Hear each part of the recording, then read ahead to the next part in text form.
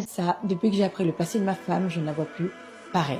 Il me dit Aïssa, un jour, la meilleure amie de ma femme et son mari viennent à la maison. On fait un repas tranquille. Et il y a une embrouille qui éclate entre ma femme et sa meilleure amie.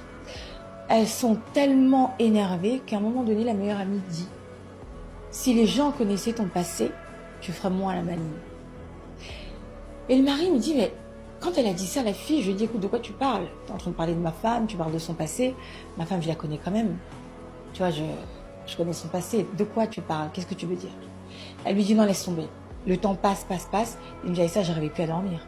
Moi, elle a lâché une bombe comme ça. Je me suis dit attends, qu'est-ce qu'il y a derrière? Donc j'ai insisté, j'ai insisté, j'ai insisté. J'ai été la voir la fille pendant des semaines et des semaines. Je lui ai dit écoute, de quoi tu parles? Dis-moi, c'est quoi le truc avec ma femme? Et là, la meilleure amie, elle était tellement saoulée qu'elle a fini par craquer. Et elle m'a dit, écoute, je vais te dire, mais promets-moi que tu diras jamais rien à ta femme. Parce que sinon, notre amitié entre elle et moi va se briser, tu vois. Il me dit, ok, je lui dis que je ne dirai rien, il n'y a pas de souci, elle peut me faire confiance. En même temps, ça peut pas être un truc de fou non plus. Il me dit, ça, tu sais ce qu'elle m'a appris? Je lui dis non. Il me dit, ah, d'abord, laisse-moi te dire qui est ma femme. Laisse-moi te parler de ma femme. Ma femme, ça fait 7 ans qu'on est mariés, on a des enfants, c'est une femme parfaite, exceptionnelle, sous tout rapport.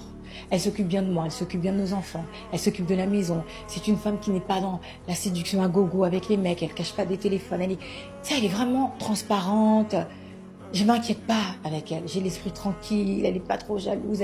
Vraiment, c'est la femme que tous les hommes rêveraient d'avoir. Tu vois. Et des fois, je me dis même, est-ce qu'elle est pas trop parfaite? Mais elle est comme ça. Tu vois, elle est comme ça et on a des enfants magnifiques. Enfin, bref.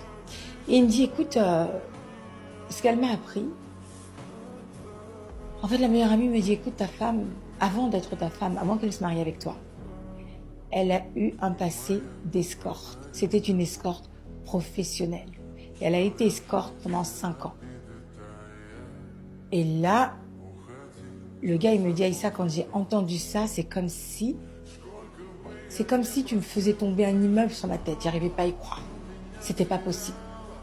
La femme avec laquelle je suis mariée, la femme parfaite, de la maison avec laquelle j'ai des enfants, on peut pas avoir un passé. C'est pas possible, ça colle pas, tu vois. Ça colle pas. Et il me dit aujourd'hui, je suis pas bien parce que je sais plus qui est ma femme. Je sais pas si je veux me remettre avec elle. J'arrive plus à la regarder. Je la vois plus pareil. Elle sait pas ce qui se passe. Elle sait même pas que je sais ce que je lui ai pas dit. Et le plus grave, Aïssa, dans cette histoire, c'est qu'au moment où je t'écris, je suis allongée sur un lit d'hôpital parce que le choc, quand j'ai entendu ça, était tellement violent que j'ai pas supporté. Ah, franchement, là, c'est une sacrée histoire là, qu'on vient d'entendre, hein. Mais la question que j'ai envie de vous poser, pour vous, est-ce que le passé de votre femme ou de votre mari compte? Parce que j'ai vu des personnes dans les commentaires qui disaient qu'il ne fallait pas juger, qu'elle est toujours parfaite, qu'elle s'est repentie et qu'il faut laisser le passé au passé. Il y a une autre personne encore qui dit que si au présent elle est devenue une bonne personne, son passé ne compte plus. Il y en a une autre qui dit qu'elle avait sûrement ses raisons, maintenant c'est dans le passé, elle a décidé de changer, c'est ce qui compte. Bah moi, pour ma part, personnellement, oui, le passé compte.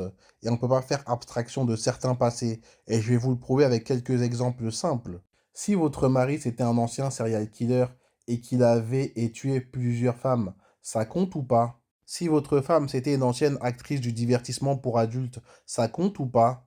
Si votre femme a commis un ou plusieurs infanticides de par le passé, ça compte ou pas?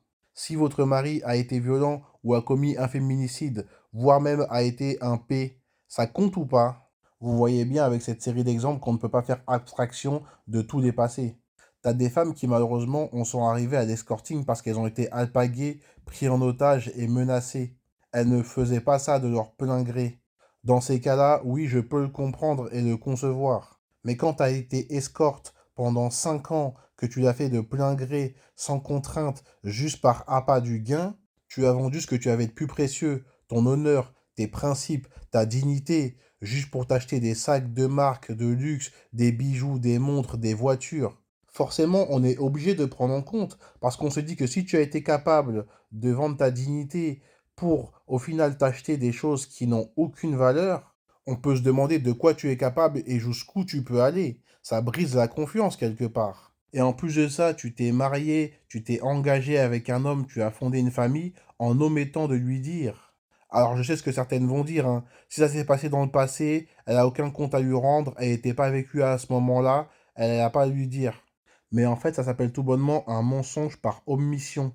Quand tu as commis des actes par ton passé qui sont tellement graves que tu sais qu'ils sont capables d'affecter ta future relation et que tu le caches volontairement, c'est juste un mensonge par omission. C'est malhonnête et pas correct vis-à-vis de ton mari ou de ta femme.